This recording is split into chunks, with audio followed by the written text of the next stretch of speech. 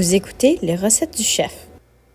Les recettes du chef présentent technique de coupe de légumes avec chef cuisinier Gabriel Asselin, animé par Joanne Berger.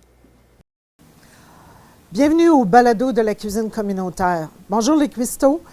Le chef du centre Charlemagne-Claude va démontrer des techniques de cuisine et partager ses recettes pour nous encourager à mieux manger. Bonjour, chef Gabriel. Bonjour, Joanne. Quelle bonne idée de présenter les techniques de coupe de légumes. Lorsqu'on décide de se lancer dans une nouvelle recette, il faut parfois revoir les termes utilisés.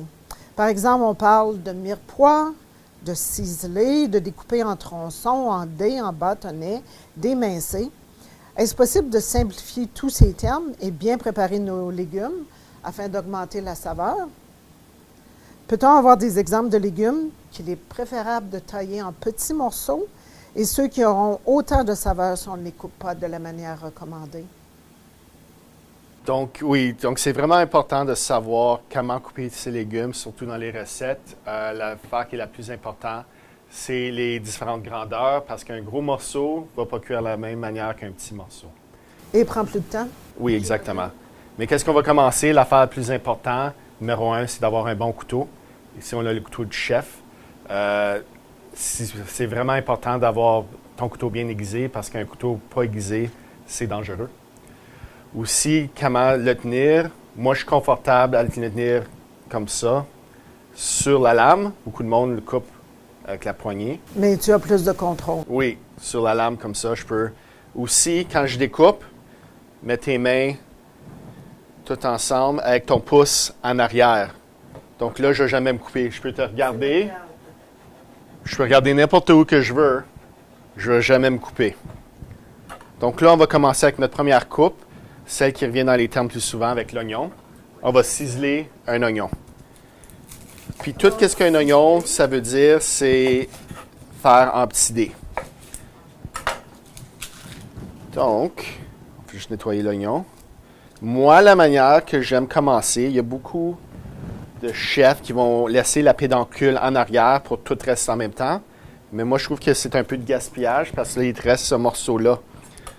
Puis aussi, ils vont te dire de couper horizontalement comme ça. Moi, j'aime commencer sur le haut. Je trouve ça, c'est un peu plus facile. Ça, c'est ma préférence personnelle.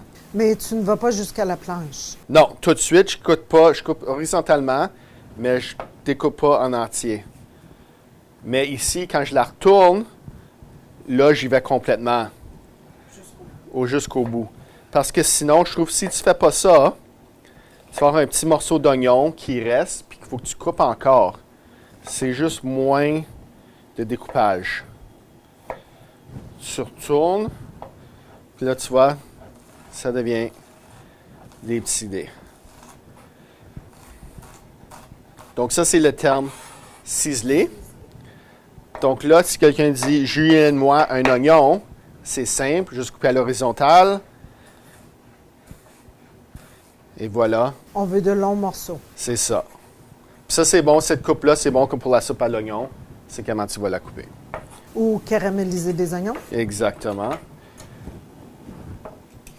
Là, on va faire les 3 coupes en dés différentes, qui est brunoise, macédoine et mirepoix. Est-ce que parfois on utilise les lanières comme tu les fais? Tout de suite. Laver la carotte? Oui, tu peux manger la peau, mais moi, j'aime ça la nettoyer, c'est plus beau. Puis 2, tu peux garder tes lanières de peau de carotte pour faire des fonds de légumes, des fonds de bœuf. Ah, bonne idée. Différentes sauces. Alors, l'économe pour faire des lanières, Oui, si on fait une salade. c'est ça. C'est ça. Pour faire la salade en lanière, tu peux juste faire des belles lanières comme ça. Faire des rubans. L'économe doit être bien aiguisé. Oui. Donc là, je vais faire, comme j'ai dit, brunoise, macédoine et mirepoix. C'est les 3 différentes sortes de cubes. Donc pour la brunoise, c'est ton plus petit cube que tu vas faire. Puis ça, c'est des cubes 1 mm par 1 mm. Donc, tu vois, j'ai coupé assez fin. De grosses tranches quand même. C'est ça. Mais fin. Je les coupe en julienne. Des bâtonnets. Bâtonnet, c'est un peu plus épais. Julienne, c'est plus mince. Puis là, je le recoupe. Ça, c'est brunoise.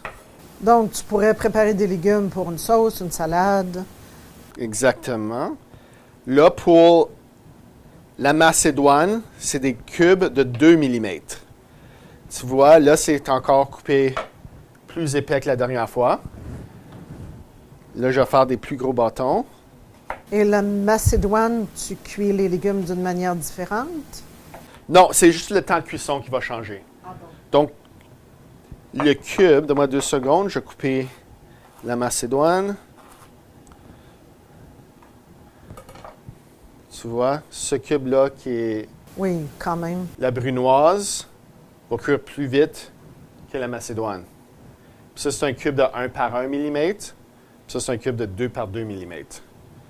Puis là, on va faire le mirepoix. Puis le mirepoix, c'est la base de la cuisine française. Aussi, ça veut dire oignon, céleri, carotte. Mais c'est des cubes de 1 par 1 cm. Donc là, on change, c'est des cubes plus gros.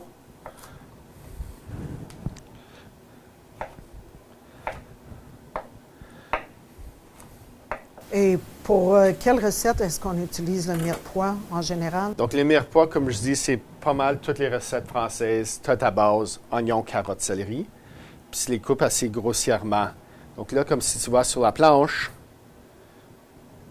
3 tailles différentes. Exactement.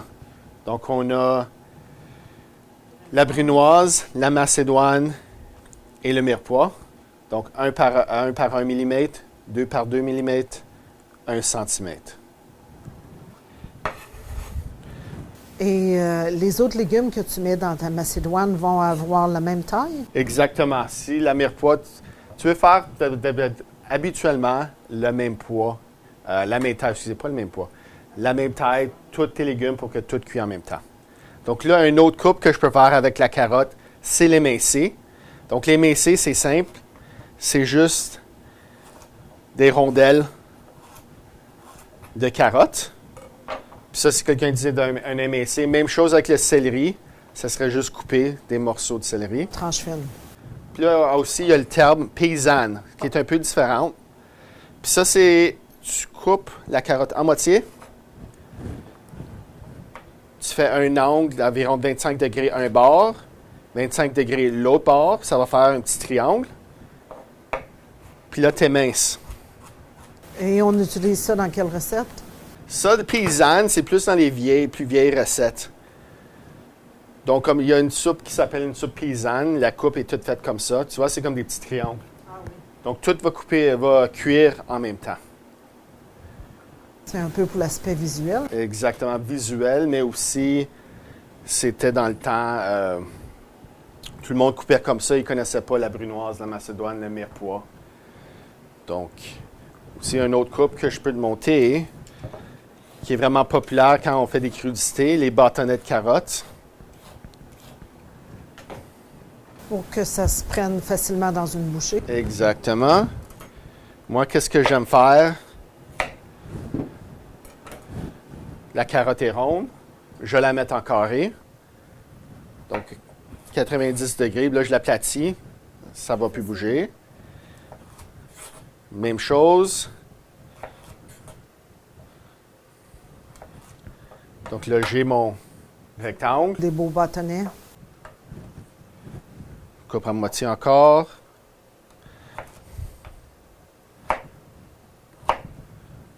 Et voilà, des bâtonnets. La longueur, ça varie de tes C'est présentations. exactement. C'est la manière que tu aimes.